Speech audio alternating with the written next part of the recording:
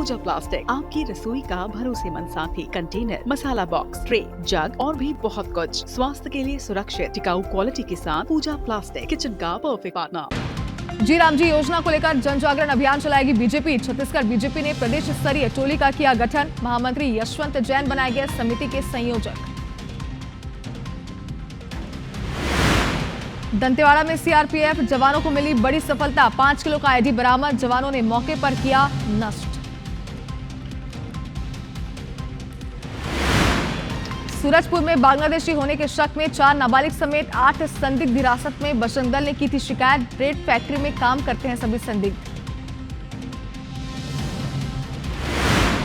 नारायणपुर में ओछा कोड़ी के जंगल में मिला 10 साल की बच्ची का शव। 4 दिन से थी लापता। सिर पर टंगे से किया गया हमला। रेप कर मारने की आशंका जता रहे परिजन। सती में राम मंदिर में सत्संग कर रही महिलाओं पर हमला। नशे में धुत युवक ने दिया वारदात का अंजाम। 2 बुजुर्ग महिलाओं की हालत गंभीर।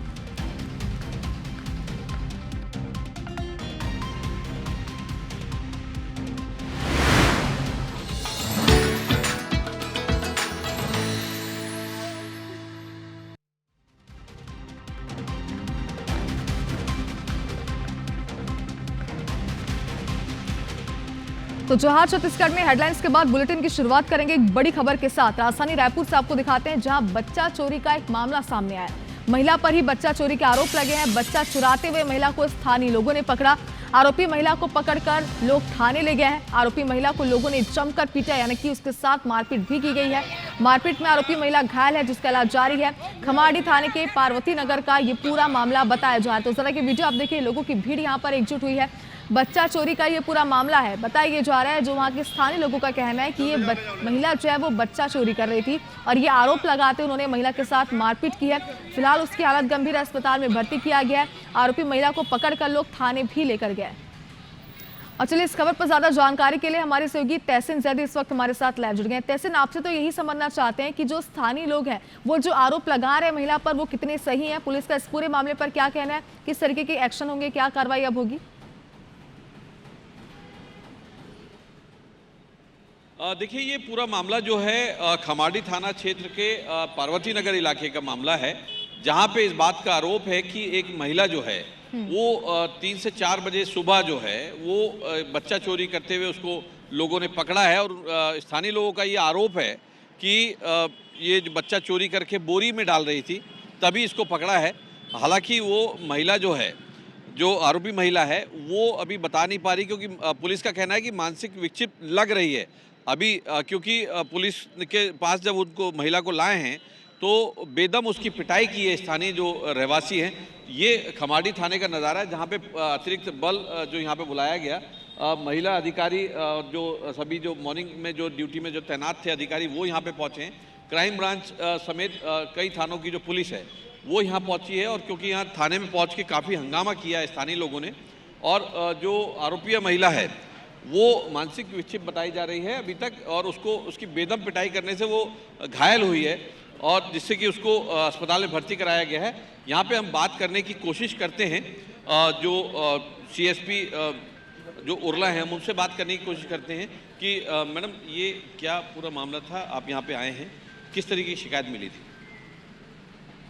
बच्चे को लेके चली गई है बोलकर ऐसा शिकायत किए थे, तो उस हिसाब से जैसे सूचना मिली यहाँ पर आए, वहाँ पर देखा गया। बाकी अभी तो उसको मेडिकल में भेजे हैं, बाकी और कोई विशेष बात तो नहीं थी। तो क्या वो महिला घायल है, उसको मारपीट की गई? उसकी हल्की फुल्की चोट है उसको। वो कहाँ की रहने वाली, कुछ बताया उसको? नहीं, अभी कुछ भी जानकारी नहीं हो पाई है। पहले उसको मेडिकल ट्रीट देना था बोलकर उसको मेडिकल के लिए रवाना कर दिए। तो आप पुलिस के मुताबिक अभी वो महिला कुछ बोलने की स्थिति में नहीं है, क्योंकि अभी तक जो बताया जा रहा है प्रथम दृष्टया वो मानसिक विक्षिप्त लग रही है। अभी उसको, क्योंकि उसकी पिटाई होने की वजह से उसको वो घायल हुई है और उसको अभी अस्पताल में भर्ती कराया गया है। और जो स्थानीय लोग थे, खासतौर से महिलाएं बड़ी संख्या में खमाड़ी थाना पहुंची थी और यहाँ पे उनकी ये मांग थी कि इनके साथ में कुछ और महिलाएं थीं जो फरार हो गई मौके से। अभी पुलिस पूरी जांच कर रही है, लेकिन ये सनसनीखेज मामला जो है राजधानी रायपुर के खमाड़ी थाने के पार्वती नगर में ये सामने आया है, जहाँ पे स्थानीय लोगों का ये आरोप है कि बच्चा चोरी करते हुए एक महिला को पकड़ा है और पकड़ने के बाद उसकी बेदम पिटाई की और पिटाई करते हुए उसको थाने लाए हैं और पुलिस के हवाले किया है। पिटाई की वजह से वो घायल हुई है, तो उसको अभी अस्पताल में भर्ती कराया गया है। पुलिस के आला अधिकारी थाने में पहुंचे हैं, जो अतिरिक्त बल है वो यहाँ पहुंचा है, और जो स्थानीय लोगों की मांग थी कि इनको कड़ी से कड़ी सजा दी जाए, तो अभी फिलहाल पुलिस पूरे मामले की जांच कर रही है। लेकिन एक सनसनीखेज मामला जो है वो राजधानी रायपुर के खमाड़ी थाना। लेकिन एक बात ये भी समझना चाहते हैं आपसे, क्योंकि देखिए जो स्थानीय लोग हैं वो तो अपने आप में क्लियर है, उनका यही कहना है कि ये महिला जो है वो बच्चा चोरी कर रही थी, लेकिन पुलिस का ये कहना है कि पहले महिला से पूछताछ होगी, उसके ठीक होने के बाद जांच की जाएगी और उसके बाद ये मामला स्पष्ट हो पाएगा। लेकिन क्या स्थानीय लोगों ने इसे लेकर कोई और भी जानकारी दी कि अगर महिला मानसिक रूप से विक्षिप्त थी, क्या उसे इसके पहले भी कोई संदिग्ध गतिविधि करते उन्होंने देखा है, और ये महिला के साथ क्या और भी लोग शामिल हो सकते हैं? देखिए, जिस तरीके से जो स्थानीय जो महिलाओं का जो कहना है, पुलिस के पास जो उन्होंने जानकारी दी है कि ये एक से अधिक महिलाएं थी, 2 या 3 महिलाएं थी, तो जब ये इसको पकड़ा तो वो लोग फरार हो गए। इस बात का वो उनका कहना है। जो स्थानीय लोग, पार्वती नगर की जो महिलाएं थाने पहुंची थी, उनका ये पुलिस को बताना है। तो अभी पुलिस इस बात की तस्दीक कर रही है कि ये पहले महिला जो है ये कहाँ की है, किस तरीके की है, कहाँ की रहने वाली है, तो अभी उसकी पतासाजी के लिए उससे बातचीत की जाएगी।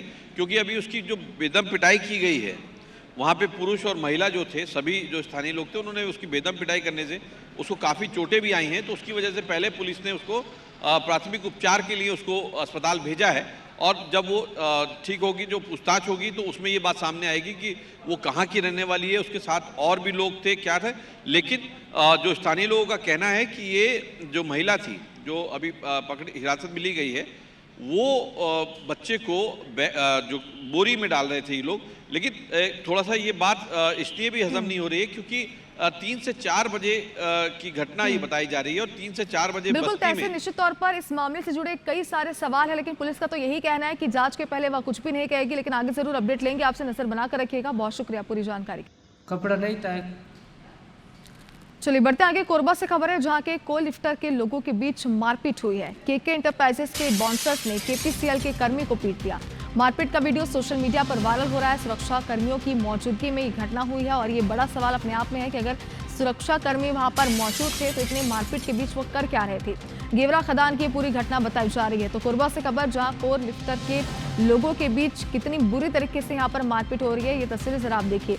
केके एंटरप्राइजेस के बाउंसर्स ने केपीसीएल के कर्मी को पीट दिया। मारपीट का वीडियो सोशल मीडिया पर वायरल है, और सबसे बड़ा सवाल तो यही है कि सुरक्षा कर्मी वहां पर थे, लेकिन उनके रहते इस तरीके से यहाँ पर मारपीट हुई है। गेवरा खदान की पूरी घटना है।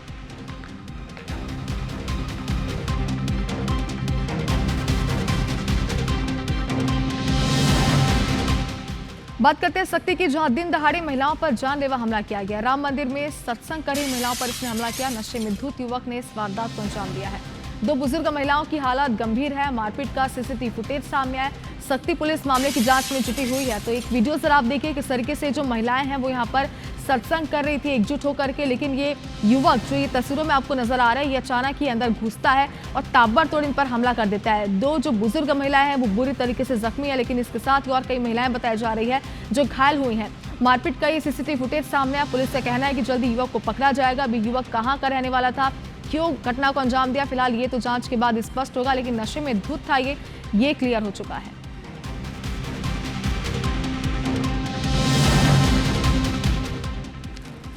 इधर पिंडरा में युवक की हत्या का खुलासा हुआ है। बड़े भाई ने ही छोटे भाई की हत्या की थी। रिश्तों को शर्मसार करने वाला एक मामला सामने आया। पारिवारिक विवाद इनके बीच बताया जा रहा है, जिसकी वजह से धारदार हथियार से हमला किया गया। 1 जनवरी को घर के आंगन में युवक का शव मिला था। आरोपी चेतन सिंह उरेटी को पुलिस ने गिरफ्तार किया। गौरेला थाना क्षेत्र के बरवासन गांव का ये पूरा मामला है। तो देखिए, पुलिस लगातार जांच कर रही थी मामले में, और परिजनों के साथ साथ आसपास के लोगों से भी पूछताछ हो रही थी, और लगातार जांच के बाद अब एक बड़ा खुलासा जो वाकई चौंकाने वाला है। बड़े भाई ने ही छोटे भाई की बेदर्दी से हत्या की थी। पारिवारिक विवाद था, लेकिन क्या विवाद था, किस बात को लेकर ये आपस में विवाद कर रहे थे, फिलहाल ये तो स्पष्ट नहीं है, लेकिन इसी वजह से वारदात को अंजाम दिया गया।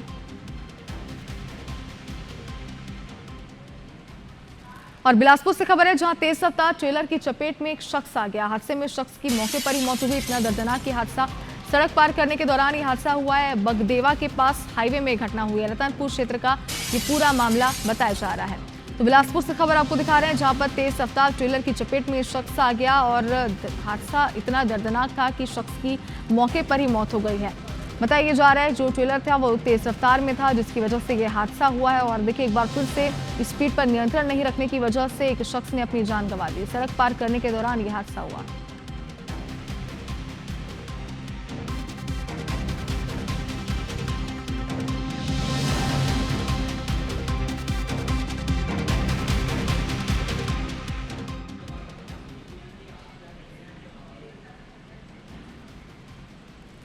और राजधानी में एसएसपी लाल उमेद सिंह ने प्रेस कॉन्फ्रेंस की है। साल भर के आपराधिक आंकड़े पेश किए और साथ ही रायपुर पुलिस की उपलब्धियां भी गिनाई हैं।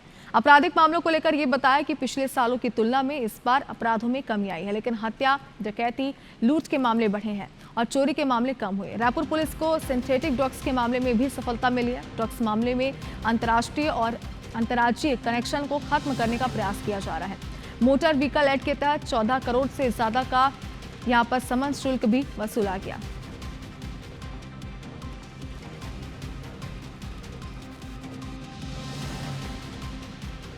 अगर आपराधिक आंकड़े की बात करते हैं तो पिछले साल 2024 के जो थे या 2023 के आंकड़े थे और 2025 के, तो इसमें पिछले 2023 में 16,125 अपराध पंजीबद्ध हुए थे। 2024 में 17,703 अपराध पंजीबद्ध हुए थे। वहीं इस साल 2025 में 15,896 अपराध पंजीबद्ध हुआ है। इस प्रकार इस साल कुल अपराध में लगभग 2,000 के आसपास के अपराध कम दर्ज हुए हैं। हत्या के प्रकरण को बोलते हैं तो वृद्धि हुई है, पर उन पूरे वृद्धि को अगर समीक्षा करते हैं तो बहुत सारे अपराध, कुछ अपराध तो ऐसे हैं जो पिछले साल के साल में घटित हुए थे पर किन्हीं पीएम रिपोर्ट या अन्य कारणों से पंजीबद्ध नहीं हो पाए थे, जो इस साल हम लोग के द्वारा पंजीबद्ध किए गए हैं। तो दंतेवाड़ा से बड़ी खबर है, जहां सीआरपीएफ जवानों को एक बड़ी सफलता मिली है। साथार और मालेवाही के बीच 5 किलो का आईडी बरामद किया गया। जवानों को नुकसान पहुंचाने नक्सलियों ने आईडी लगाया था, यानी कि प्लांट किया था। डी माइनिंग के दौरान बीडीएस की टीम ने बरामद किया है। मौके पर इसे नष्ट कर दिया गया। मालेवाही थाना क्षेत्र का ये पूरा मामला बताया जा रहा है। तो देखिए, आपको याद होगा पहले भी कई बार ऐसी वारदातों को अंजाम नक्सली दे चुके हैं, क्योंकि इनका मकसद सिर्फ इतना होता है कि जवानों को नुकसान पहुंचाते हैं। और इस वजह से वो इलाके जहां पर जवान सर्च ऑपरेशन के लिए निकलते हैं, सर्चिंग के लिए निकलते हैं, उन जगहों पर आईडी प्लांट करके रखा जाता है, लेकिन इसे समय रहते नष्ट कर दिया गया।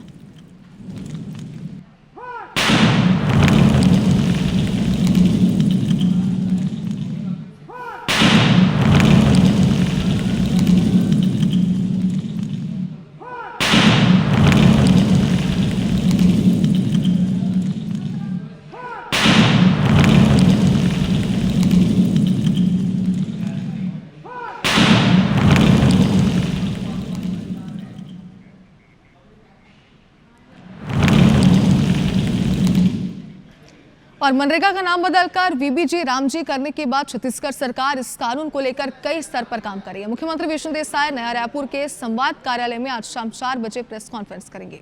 सीएम बिल की विशेषता बताएंगे और वहीं छत्तीसगढ़ भाजपा जी रामजी को लेकर जन जागरण अभियान चलाने भी जा रही है। इसके लिए बीजेपी ने प्रदेश स्तरीय टोली का गठन किया है। बीजेपी महामंत्री यशवंत जैन टोली के संयोजक और 5 अन्य पदाधिकारियों को सदस्य बनाया गया। फिलहाल भाजपा सभी जिलों में कार्यशाला के साथ ही अन्य तरह के कार्यक्रम आयोजित कर जनता को समझाएगी कि आखिर जी रामजी से मजदूरों और ग्राम पंचायत को क्या लाभ होगा।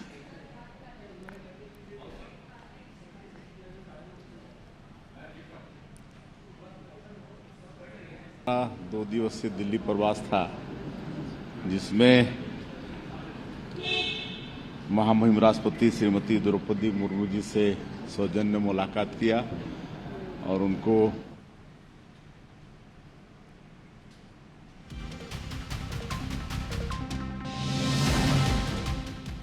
और मुख्यमंत्री विष्णुदेव साय अपने 2 दिनों के दिल्ली दौरे से वापस लौट आए हैं। एयरपोर्ट पर मीडिया से चर्चा करते हुए उन्होंने मार्च तक नक्सलवाद के खात्मे की बात दोहराई और ये कहा कि प्रधानमंत्री और गृह मंत्री ने 31 मार्च तक नक्सलवाद को समाप्त करने का संकल्प लिया है। इस दिशा में छत्तीसगढ़ निर्णायक लड़ाई लड़ रहा है। निश्चित रूप से केंद्रीय नेतृत्व का संकल्प पूरा किया जाएगा। इसके अलावा उन्होंने बताया कि दिल्ली प्रवास के दौरान राष्ट्रपति द्रौपदी मुर्मू से मुलाकात हुई है और उन्हें बस्तर पंडू में शामिल होने के लिए आमंत्रित किया है। सीएम ने बताया कि पहली बार छत्तीसगढ़ में खेलो इंडिया ट्राइबल गेम्स की मेजबानी का मौका मिला है, जिसमें केंद्रीय खेल मंत्री मनसुख मांडविया भी शामिल होंगे। सीएम ने बीजेपी के राष्ट्रीय कार्यकारी अध्यक्ष नितिन नवीन को उनकी नियुक्ति पर बधाई दी। 2 दिवसीय दिल्ली प्रवास था, जिसमें महामहिम राष्ट्रपति श्रीमती द्रौपदी मुर्मू जी से सौजन्य मुलाकात किया और उनको हमारे छत्तीसगढ़ में होने वाले बस्तर पंडुम का न्योता दिए हैं। छत्तीसगढ़ को खेलो इंडिया राष्ट्रीय ट्राइबल गेम का मेजबानी करने का सौभाग्य मिल रहा है और जिसमें केंद्रीय खेल मंत्री श्री मनसुख भाई मांडविया उनको आमंत्रित किए हैं। 31 मार्च इसी साल पूरे देश से नक्सलवाद को समाप्त करना है और जिस तरह से सफलता मिल रही है अवश्य माननीय प्रधानमंत्री जी का और माननीय गृह मंत्री जी का संकल्प पूरा होगा। और गृह मंत्री अमित शाह जनवरी माह में फिर से छत्तीसगढ़ के दौरे पर आ सकते हैं। दरअसल गृह मंत्री अमित शाह नक्सलवाद खात्मे के लिए बनाई गई रणनीति की समीक्षा करेंगे। गृह मंत्री अमित शाह ने देश से नक्सलवाद को खत्म करने के लिए मार्च 2026 की समय सीमा तय की है। इस वजह से सुरक्षा बलों के ऑपरेशन में तेजी आई। डिप्टी सीएम अरुण साव ने कहा कि नक्सलवाद मुक्त करने की दिशा में लगातार काम हो रहा है। नक्सली सरेंडर कर रहे हैं या फिर मुठभेड़ में मारे जा रहे हैं। उन्होंने ये भी कहा कि मार्च 2026 तक सशस्त्र नक्सलवाद खत्म हो जाएगा और इस मामले में पूर्व उप मुख्यमंत्री टीएस सिंहदेव ने कहा कि हिंसक होना भी नहीं चाहिए, नक्सलवाद खत्म होना चाहिए।